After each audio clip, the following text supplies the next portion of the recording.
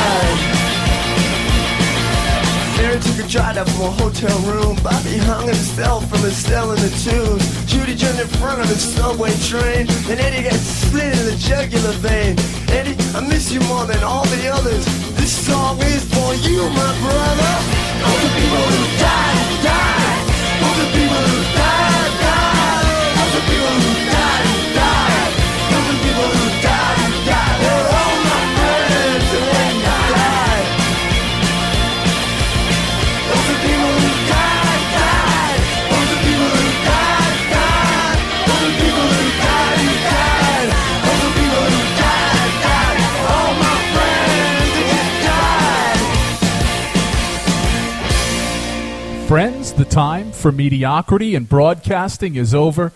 My name is Tony Jones, and you are tuned in to the Tony Jones Show online at tonyjones.org. On Facebook, it's facebook.com/Tony Jones Show, and on the almighty Twitter at Tony Jones in RI. Of course, throughout the live broadcast, if you're catching us live, and even if you're not, I monitor the social media sites, these social media outlets during the live broadcast. And I'd love to hear from you if you have any requests, anything you'd like to hear, anything you'd like to talk about. It's facebook.com/Tony Jones Show and on Twitter at Tony Jones in RI. Of course, I humbly ask you to check out rifreeradio.org for all of your alternative media needs. And yes, something I used to say quite regularly on the Tony Jones Show is, with me is my co-host, Mr. George Garner. Now, you haven't heard me say that in a while, but if you can believe it, George Garner here in studio with me. George, good evening. Good evening. I have returned. Of course, George Garner of the very popular Haunted Cabaret on Rhode Island Free Radio. And the Haunted Cabaret there's 2 points here I'd like to make. The Haunted Cabaret has kind of gone off in a different direction than your regular horror-esque type talk show, right? Now you have Chuckles in the mix, you have Nurse Misery in the mix, and it's gotten quite interesting over at the Haunted Cabaret, to say the least. Yeah, I don't think it's gone away from the basic fundamental mission of the cabaret, though. I mean, we are still... Mission.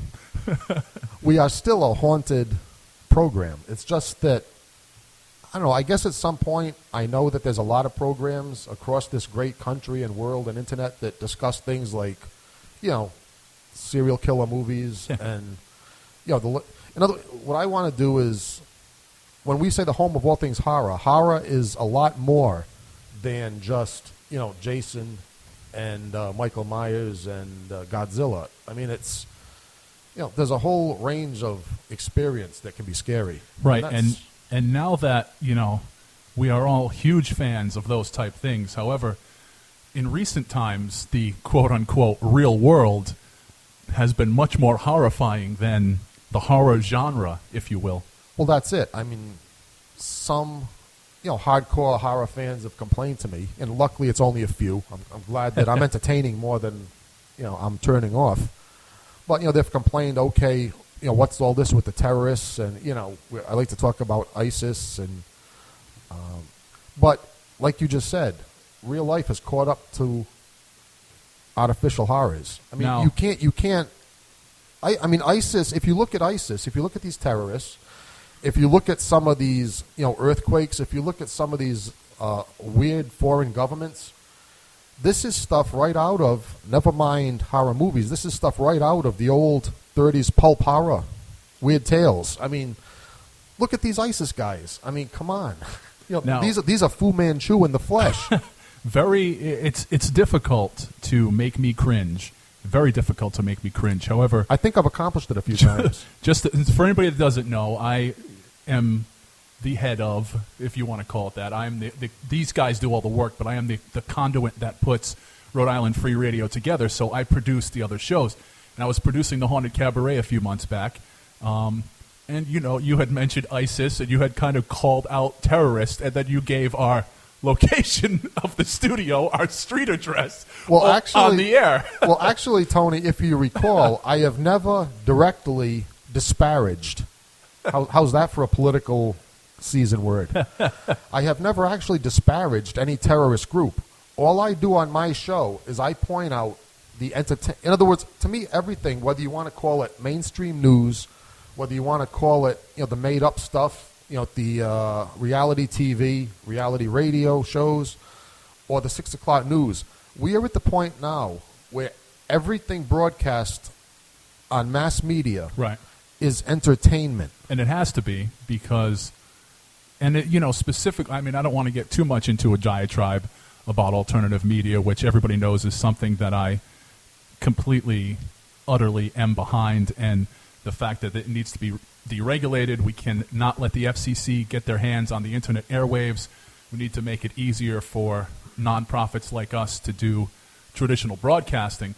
But kind of one of the things that we talked about, and I think this past week when we did the Haunted Cabaret and Chuckles Crypt was a perfect example of the fact that because of our schedules, myself, you, and Chuckles the Clown were just completely exhausted. I mean, we looked like zombies in here, and yet we still decided to make it down, to do the shows, to put the content out there.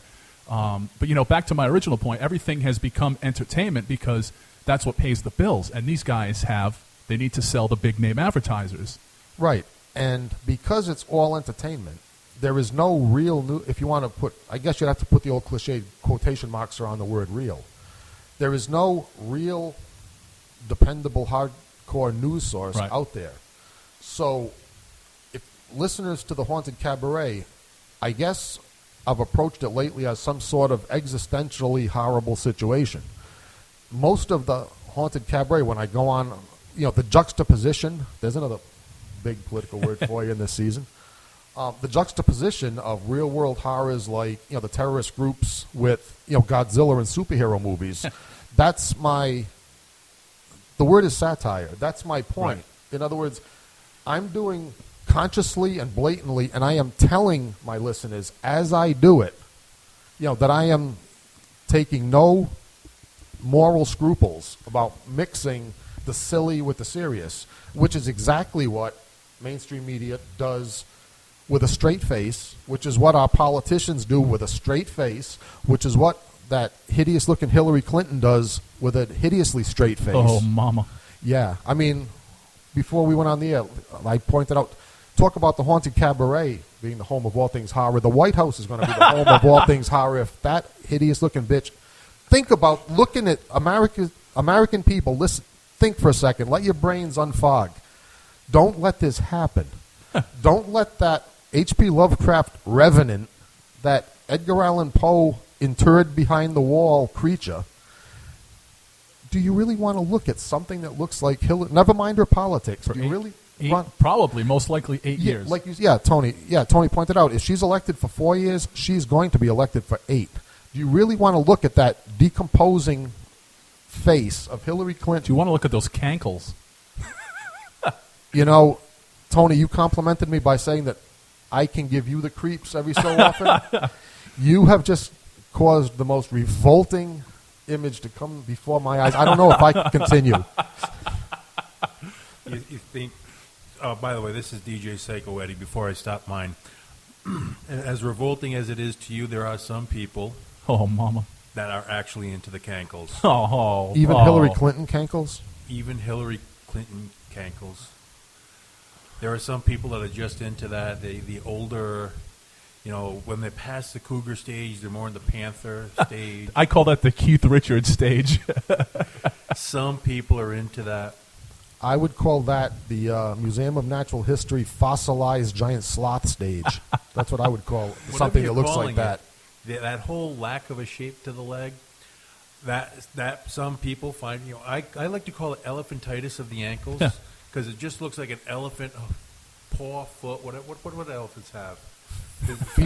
Feet, I guess. All right, well, I don't know, paw, foot. It looks like an elephant foot with a shoe wrapped around it. Oh, yeah. There's something to be said for that.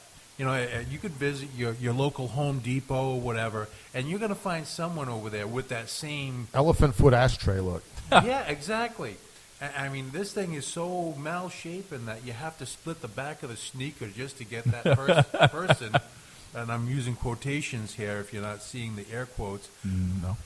You're going to have to do something to function a shoe around this hoof of a meat paw foot. And Hillary Clinton, I think, is cinching that genre of foot fetishism. Now, just think, a few generations ago, and some of the older guys that I'm friendly with, they were happy just to see an ankle.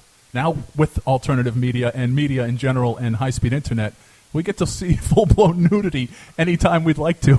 Yeah, I mean... And God bless the internet. Yes, God bless the internet, but...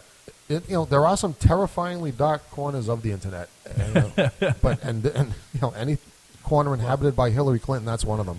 Whenever you're going to find one of those dark corners, someone had to put that content out there. Think about that for a second now. Oh, yes, and by the way, I am grateful for those people. I really am. That's most of my target audience right there. So I think of the amount of time it takes me to do what we do here, as far as content goes, and then when you see stuff like that, you think, someone had the free time and took the time to put something that disgusting up on the internet. I mean, it's a lot of work. Oh, it very much is a lot of work. I was just working with my co-host Chuckles the Clown on some promotional material. I was doing a little bit of graphics takes, yes, I mean,